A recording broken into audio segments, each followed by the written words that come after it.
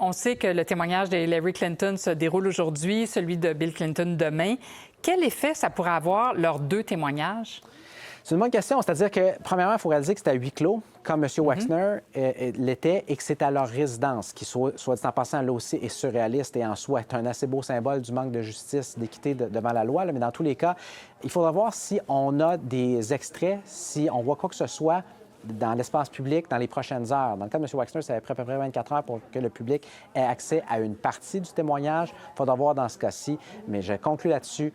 On va beaucoup défrayer la manchette d'un point de vue de politique partisane. Les républicains, bien sûr, qui essaient de dépeindre les Clinton comme étant intimement liés à M. Epstein. Les démocrates qui font la même chose présentement avec M. Trump. Foncièrement, ce n'est pas une question partisane. C'est une question d'abus, c'est une question de classe sociale et d'inégalité et de manque d'équité devant la justice.